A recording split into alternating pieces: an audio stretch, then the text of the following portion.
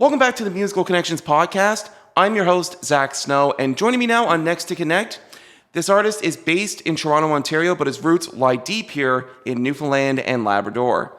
We're going to introduce you to Mawzy. It is the stage name of my guest, Matt Cooke, originally from concession-based South, who now lives in Toronto, Ontario.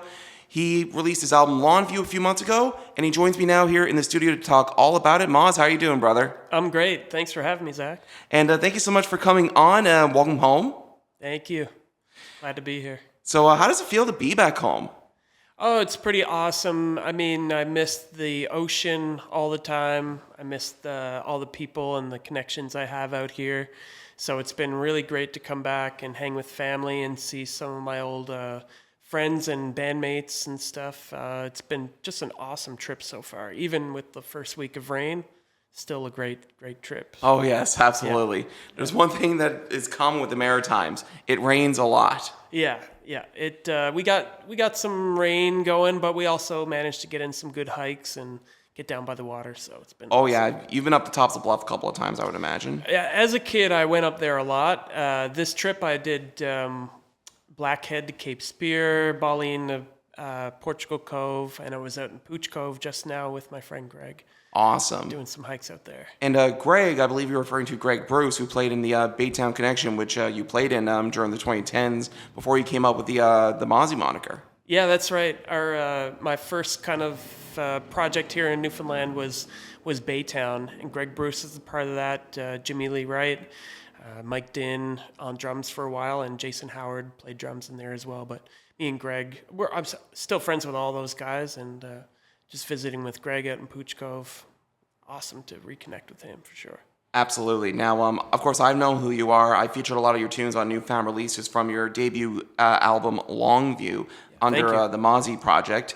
So tell us a little bit more about Mawzy and more about Matt Cooke. Yeah, sure thing. So I've been kind of a songwriter first and foremost and guitar player in bands. As a musician, that's kind of the role I've taken on most of all, I feel like. The first band being Baytown, and we played around the city for many years. Then I relocated to Toronto, wanting to expand a little bit as a musician and start playing other genres, learning other instruments, and I played in Toronto for the past 10 years or so as part of other bands on bass, playing guitar for bands, singing as a vocalist, and wanted to kind of create a new project with a sort of a different direction than Baytown. Was influenced by kind of dreamy pop music from like Fleetwood Mac, Always, Future Island, so some old retro inspiration and some newer things, and that's kind of the genre I wanted to go in. And so Mawzy, as you know, is a term for sort of a hazy kind of dreamy, foggy day, and I felt like that moniker gave the right kind of reference to where I grew up and illustrated what the music was going to be about at the same time. So Fleetwood Mac, you mentioned that as one of the influences for the Mawzy project. Yeah. What kind of Fleetwood Mac albums did you listen to growing up? Yeah, well, I liked Tusk and sort of that kind of rhythmic stuff. But then I feel like some of their singles, like Dreams and Everywhere, are kind of like songs that incorporate pop melodies and hit that sort of nice, not too poppy and in your face, but also very catchy and listenable tunes as well. I think Everywhere is probably one of the most underrated Fleetwood Mac tunes out there. Christine McVie's vocal performance and that synth intro is epic. I love that synth intro. It's like kind of got the right amount of, ambience in the key, out of the key, sort of like this dreamy, atmospheric vibe to lead into that really nice pop written song. Oh yeah, and that's from the Tango in the Night record in 1987. I think it was the last record until they, I believe Lindsay and Christine both left around that time. Mm-hmm. I know Lindsay definitely left the band at the time before they came back for the dance in 97. Right. That's just a small fact that I know. Yeah, we love it. But of course, we were talking off the air here, and I was doing a little bit of research for this conversation. Yep. You were based in Toronto now, and you live in Toronto, but you were originally born in Conception-based South, and when it comes to CBS, there is a lot of talent that has come out of there. I mean, Justin Fancy right now, Mallory Johnson, Jordan Coker and Kirsten Ron and Clark will quote The Raven, Darcy Scott's another one. Yep. There's just so many great talent coming out of Conception-based South. Yeah, and growing up, I was actually born in small town. I don't really, because we moved around a lot as kids in Grand Bank originally, but Okay. I kind of grew up junior high and high school in CBS, and that's sort of where I got into playing music. And it was a lot of the folks I went to high school with, Steve Hoskins and the Power Brothers were all people that were in high school around the same time. So I feel like I got a lot of inspiration from that crew of people, and we would just get together and kind of on the weekends play music and you know, write songs, but mostly just kind of sit around and play tunes. And I was in jazz band in high school out there, and that had a big influence on my playing and becoming a guitarist and things like Yeah, that. so Luke and Brad Power, I believe you're referring to, and I think Brad plays in the Novaks now, and I think Luke Power. I'm not familiar. I think I'm Lucas Spurl when it comes to Lucas because I know Lucas Spurl plays in the Old Contemporaries and High and Lonesome Ramblers. Right. But what band did Luke Power play in? I think he played with Mark Bragg a bunch on keys, and yeah, it's been a while since I've been around, so he was in bands that would have been around. The Idlers, which was an old reggae band. Oh wow! Yeah, so I think the Powers were a big part of that band for sure. And CBS, you formed the Baytown Connection band, which ended up becoming shortened to Baytown. That's right. So how did that all come together? So I had actually been living in Alberta for a year when I was like 21. Okay. And I was there with Steve Hoskins, and when I came back, I ran into Jimmy and Mike Din. We were friends from high school, and I said, I'd like to start a band, writing songs, and we kind of got together and started playing some of the tunes I had written. And we were Baytown Connection for a while, and then I can't remember what happened. We eventually shortened the name and put out a record. And then Mike Din stepped down, and Jason Howard, who's an amazing drummer and musician, stepped in. And that was around my mid-20s. And then we put out our second record.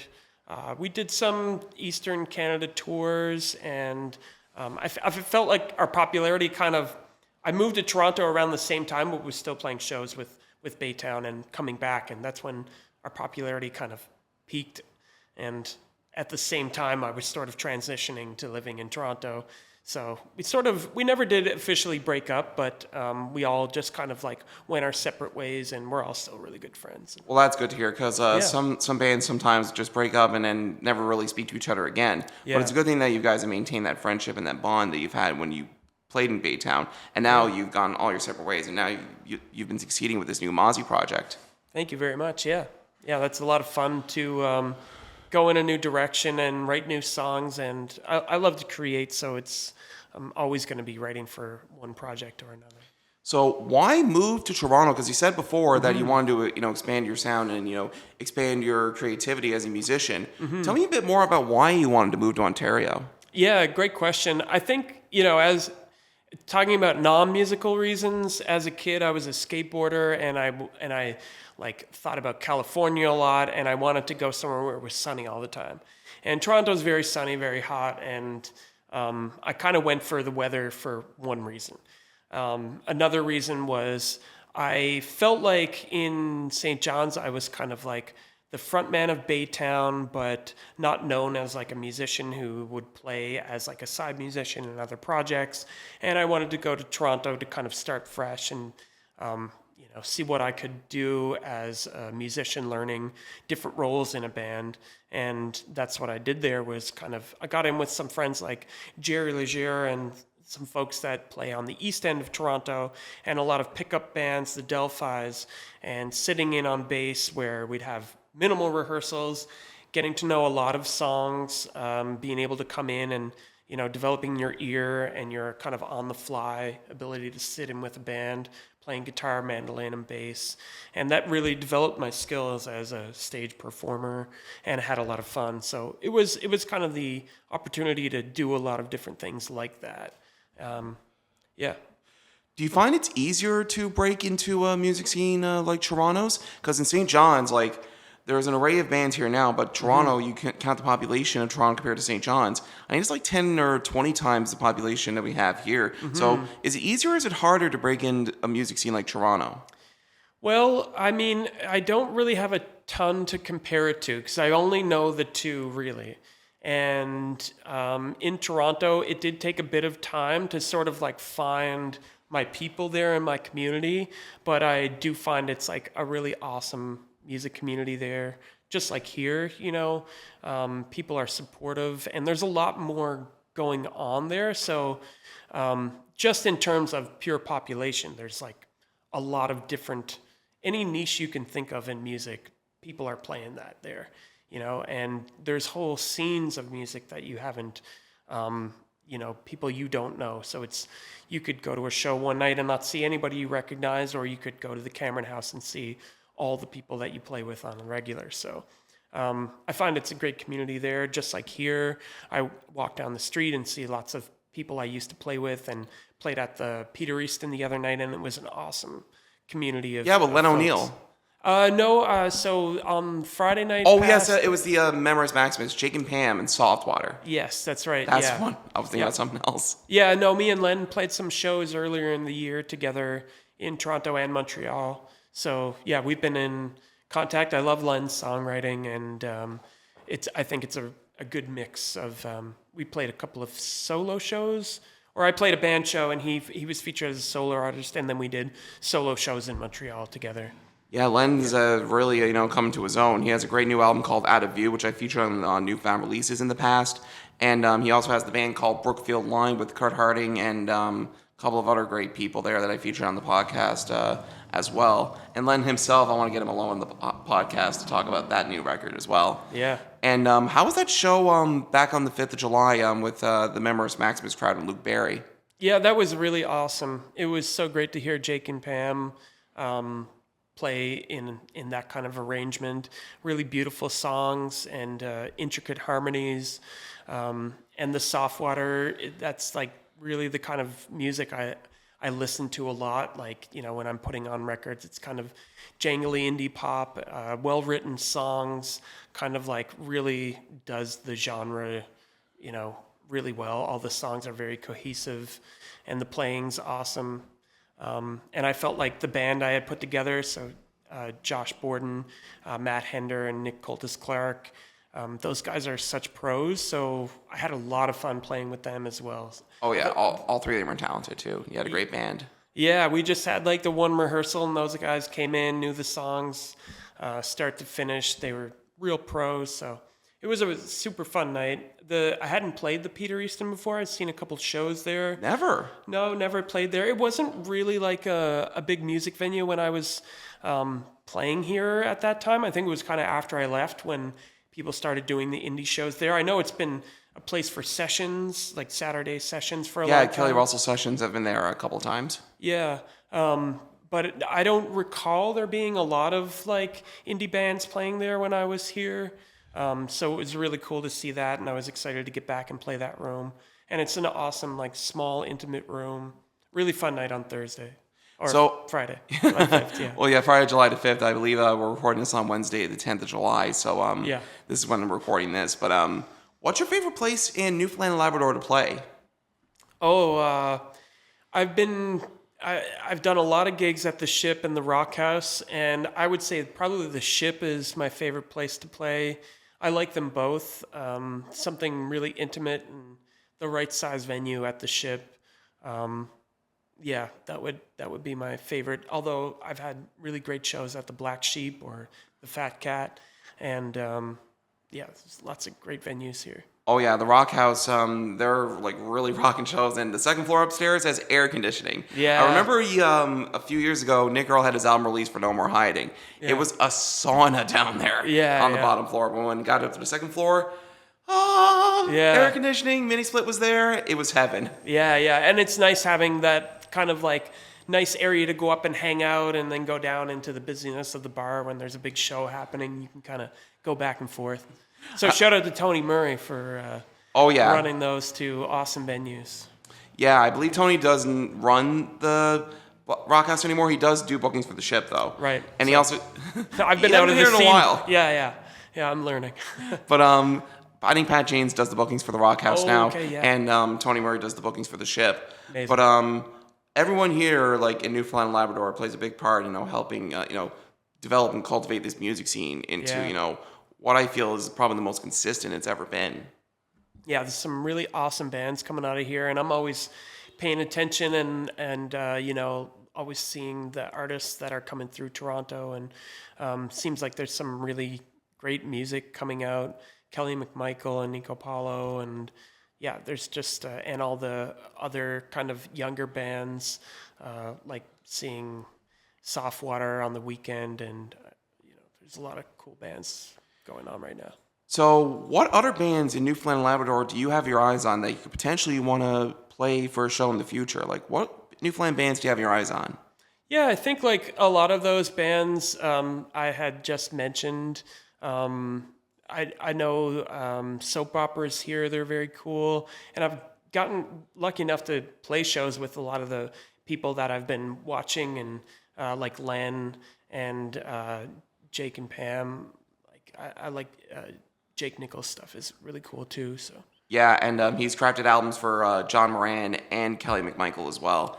Jake's a really multi-talented guy. He's someone I want to get on the podcast as well. He also has his new album out, Lonely Mission, which came out about a month or two ago. Yeah, that's right. We did a album trade at the show on Friday, so I'm excited to get home and spin that one. Awesome. Now, you released your debut album, Longview, a few months ago, and I got to feature many of those songs on the Musical Connections podcast during newfound releases. We're going to play one of those right after this conversation here. So, you've had that Mawzy name for a good 5 or 6 years or so. Yep. Why release an album now? Yeah, good question. I think my approach was to first kind of put out a small batch of material to sort of establish a sound and an aesthetic around the name before kind of investing the time and the resources into making a full-length release. And I had been applying for various funding here and there. So I started with a 3-song EP and then released a couple of singles during the pandemic, just to keep the output going, playing some shows here and there. And then I was lucky enough to land a Factor grant. So that was kind of the catalyst to finally getting a full-length together. And by that time, I had like a lot of demos, as a lot of, I'm sure, artists and songwriters have folders full of demos. Oh, yes. Yeah. So you have them stuck in their Google Drives or Dropboxes or OneDrives and whatnot. Yeah, I actually came across like a whole SoundCloud of demos that didn't even... I had maybe deleted the demos and kept the SoundCloud, but hadn't logged in for a while. So sometimes you come across entire folders of songs and you're like, oh, I forgot about all of these. But anyway, needless to say, I had lots of songs. And then during the recording of the album, I was still writing. And it's just kind of like a compilation of a lot of those songs from that time, all written for the project. Now, of course, you recorded this over the past year or so. And what was that recording process like? Tell me a little bit more about that. Yeah, sure. So I worked with producer Thomas Darcy. He's done like Yukon Blonde, The Sheepdogs. He's done some really great Canadian albums. And I had a couple of songs that I wanted to sort of test out. And we went in and did versions of Better Man. I can't remember what we started with 2. Anyway, we both felt like we really nailed the sort of sonic, what we're trying to accomplish sonically on Better Man. And then we had some further conversations and decided to do the entire record together. So we worked out of Tom's studio, which is called Taurus, up in Toronto. And mostly, I played most of the parts on the record except for the drums, which was Nick McKinley. And we had a percussionist come in, Adam Hendel. Andrew Molgen played saxophone on a couple of tracks. Tom played some bass and some additional percussion. Actually, Nick Coltis Clark played drums on at least one of the songs on the record that was done. A couple of the songs were done outside those sessions that I brought forward that were never released. Okay. And so Nick played on 2 of those songs, actually. So there's a lot of influence. Robert Kelly helped record Nick's drums on Forever Wild. Robbie Brett was involved with that song as well. So there is like little bits and pieces contributed by some Newfoundland friends and Toronto friends as well. Awesome. Now, what's your inspiration for your songwriting? So, what's your process like for writing your songs? Yeah, I think traditionally I would have sat down at a guitar, played around with chords until I came up with like a progression or some voicings that were inspirational to me, and make a voice memo, maybe hum a melody or come up with some lyrics, and make a voice memo of that to go back and develop later. Some of the songs I would start from the demo stage, so maybe start with a drum loop that I made, or maybe start on keyboards and create like a synth line or some synth chords and write a melody, maybe more from like a computer, start it from more of like a DAW while I'm recording, starting it from that phase. So a mix between on guitar or on computer, and then flush them out, start building the choruses, adding instrumentation, writing the bridge, crafting the lyrics, and developing these demos until they're kind of full songs in demo form, and then putting them in the demo folder and letting them sit there and building them up over time. And then when I want to go record them, pulling them in, saying, does this fit with this batch of songs that I'm recording? Do I want to rework some parts of it? So then when we're, like myself and Tom, when we're re-recording these demos, we might rewrite parts here and there, and that's how they sort of get to their final form. That's wonderful. Now, how do you feel now that this album is out to the public? I feel good. I'm really glad. Like, it's been a really good reception, some good media on it. I've had a lot of people reach out about sending the albums across Canada and stuff. It's been really nice doing that. A lot of good feedback on sort of the quality of the recordings and the songwriting.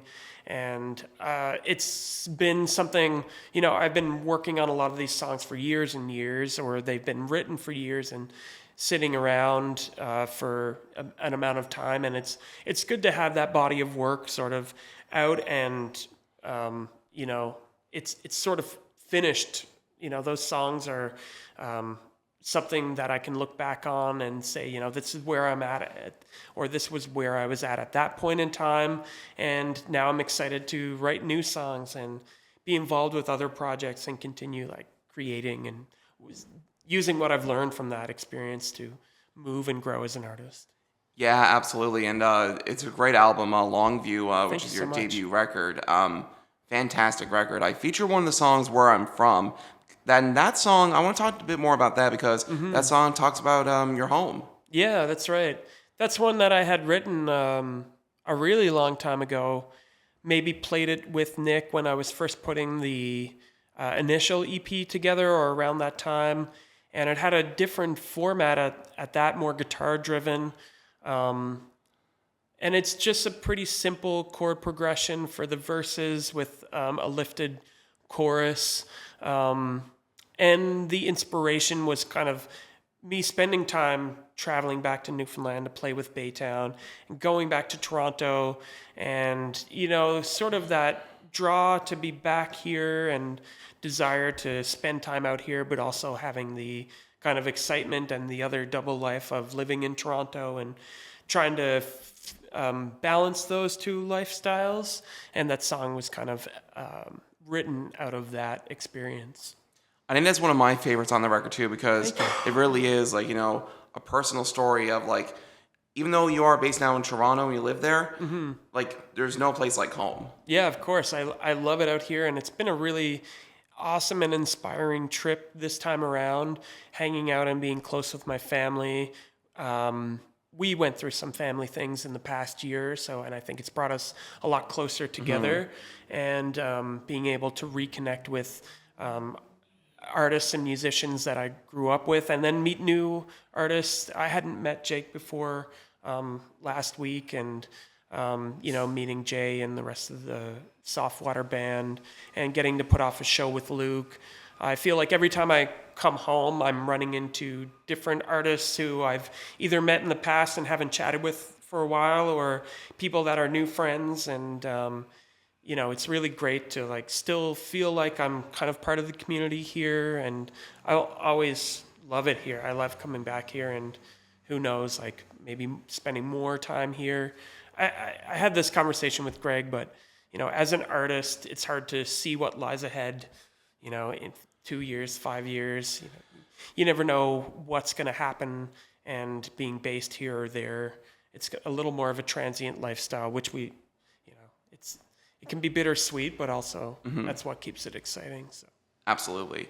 Now, for anyone that has lived here and was raised here in St. John's that would like to, say, move west, say move to Quebec or an Ontario or an Alberta, what advice would you give them when it comes to making that big jump? And so what would you tell people like that want to make that jump? Yeah, I think when I consider moving places, I like to go and spend, a good chunk of time there before I commit to it. So get an Airbnb for a month, go up and hang around, and when you get to these cities, like go out to the shows that interest you, figure out what bands you want to see and, make the effort to kind of go out and be at those shows, and interact with those people. I think that's the best way to get involved with a new community. And for people who want to move here too as well, same kind of thing, because I have friends who are from Ontario who are like, oh, St. John's and Newfoundland seems so interesting, It's whenever you move somewhere new, go out and make the effort to be a part of the community and meet people and go to the shows that you like. It's got to be something you want to do too. So exactly, yeah, get involved. Now, you're going to be heading back to Toronto by the time that this airs. Say by the time this airs, you'll already be back in Toronto. What's next for Mawzy? Yeah, so actually I'm leaving here on the 17th and then going to Halifax for a week. And I have 3 shows over there, 3 solo performances. I'll be playing with Ryan Stanley, R.C. Stanley, who's also a Newfoundlander, expat living in Halifax. We're doing a couple of solo gigs together and with another artist there. One of the shows, Landon Morris. We've got a poet, J.G. Lewitz, hosting those gigs. I'll be heading to Halifax to kind of promote the record and play some shows and see some friends. Then heading back to Toronto around the end of July for August, doing some recording up there for some new singles. And then in the fall, looking at booking some Europe dates for Mawzy I've got a couple dates for the Netherlands, so be awesome. Kind of promoting that a bit later. And then just continuing, writing and recording and putting out music. Lovely. And once you get those new songs, I'll be sure to feature them on newfound releases whenever they become available. Yeah, well, I really appreciate the support, Zach. It means a lot. And listen, I got your back, brother. Thank you. Now, for people who want to be on this journey for Mawzy, where can they go to? Do you have a website, socials? Where can they go? Of course, yeah. Most active on Instagram, Mawzy Music. Same thing on TikTok and Facebook, Mawzy Music. And I've got a website, also musicalconnections.com, where you can find the record. If you search Mawzy on Spotify, that's where you can hear the music. And if you want to pay for it, Bandcamp. Yes, absolutely. And you got a vinyl out for longview. Yeah, that's right. And hopefully we get to see them in the stores here like Fred's. Yeah. Yep, that would be great to have Fred's carry the vinyl. For sure. When's the next time you're going to be here in Newfoundland? Do you know yet? I haven't planned the next show, but I'm always home for Christmas, so I think the next time for sure will be around Christmas time, and I'll be looking to book a show and bring some of the new tunes around that time. Matt, I'm looking forward to that, brother. Well, listen, thank you so much for being here in the Musical Connections podcast here at the studio here, and welcome home. We're glad to have you back here at home for a few weeks before you head back up to Toronto after you spent a few days in Halifax for those couple of shows.